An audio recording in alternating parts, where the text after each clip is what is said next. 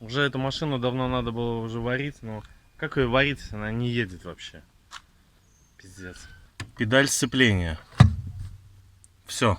Хотел я эту пресловутую систему старт-стоп на Мерседесе, но вот и получил. При каждом светофоре старт-стоп у меня происходит. Ну а что, если машина насилует меня, почему бы мне не понасиловать машину?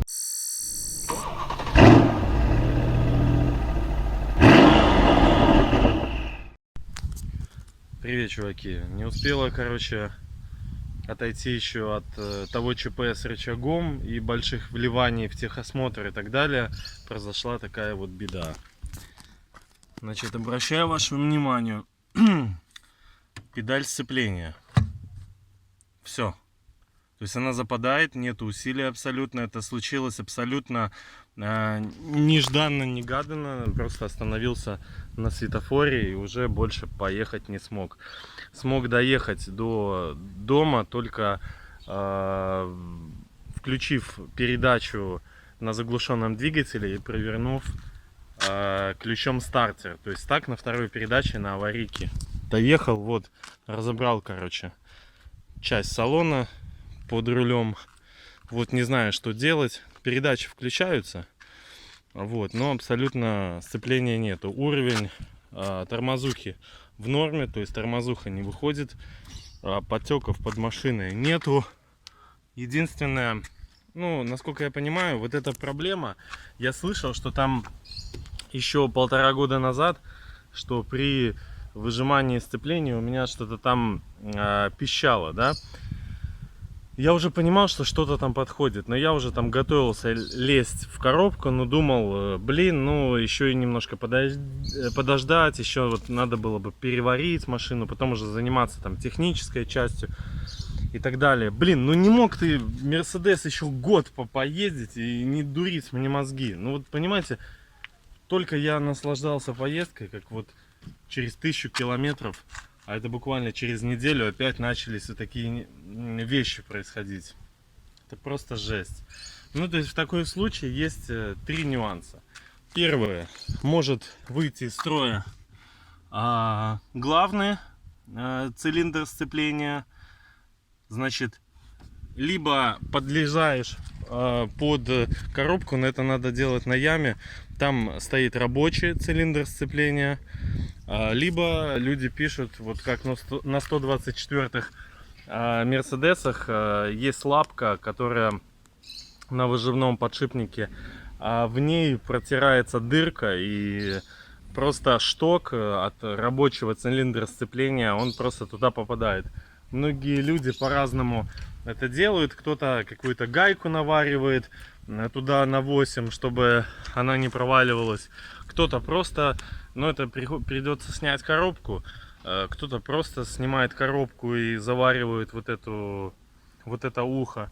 Короче, хрен его знает. Надо лезть. И тут еще момент в том, что надо либо менять главные и рабочие цилиндры сцепления, либо менять с помощью ремкомплектов. Короче, ремкомплекты иногда текут через 2 недели, как только ты их поменял. А может быть, оно будет и дальше ездить.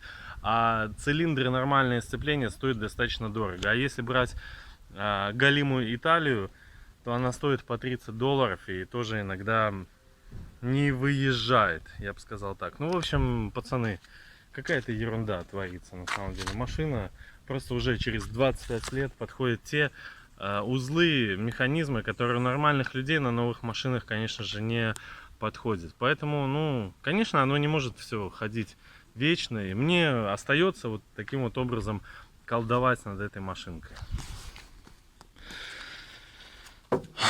Ничего, не трагедия, ты выживешь. Вот вопрос, выживу ли я. В долгах, в шелках, в просроченных. Уже эту машину давно надо было уже варить, но как ее варить, если она не едет вообще? Пиздец.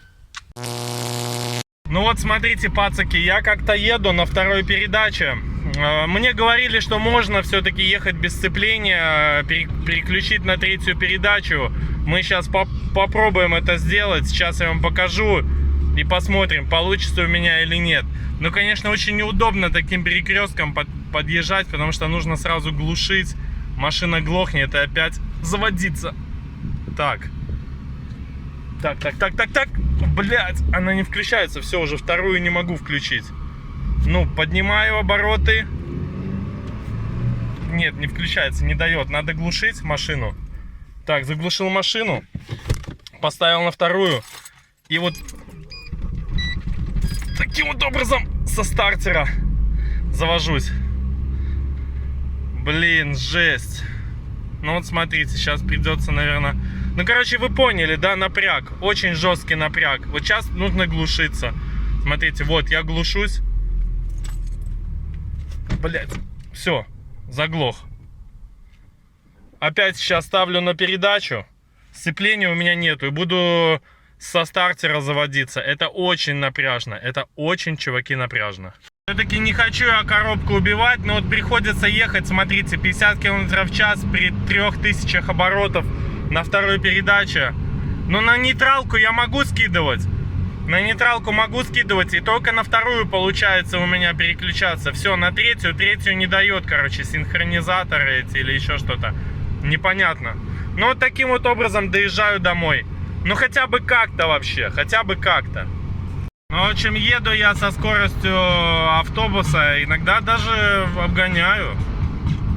Но это всяким лучше, чем пешком, правда?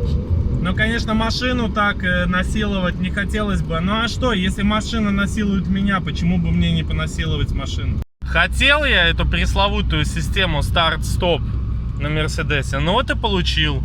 При каждом светофоре старт-стоп у меня происходит. Экономия и бензина, и забота об экологии. Зато стартер и маховик как расходник. Вот так. Приходится выбирать так, чтобы не попадать на красные светофоры. Почему я раньше не ездил 40 км в час? Это же так круто. Вообще не стоишь на светофорах. Ну, в общем, полчаса в дороге вместо 10 минут или 15, которые я обычно трачу. Не знаю, что мне дальше делать. Завтра буду покупать ремкомплекты, пытаться как-то восстанавливать, прокачивать. Одному это сделать будет сложно. Надо будет просить оператора, чтобы он мне помогал. Ну, как раз таки для вас будет контент. Не знаю, получится ли у меня победить это. Но вы же хотите продолжение истории. Только я бы хотел уже эту машину наконец-то переваривать. Но, к сожалению, пока что Mercedes решает идти по своей системе. Ну вот, проезжаю практически на красный. Потому что я не могу стоять. Ну вот тут придется опять заводиться. Потому что эвакуатор, как мы знаем, стоит $30. Смотрите, как я завожусь. Ставлю вторую передачу. Кручу стартером. Ай, блядь. Сука.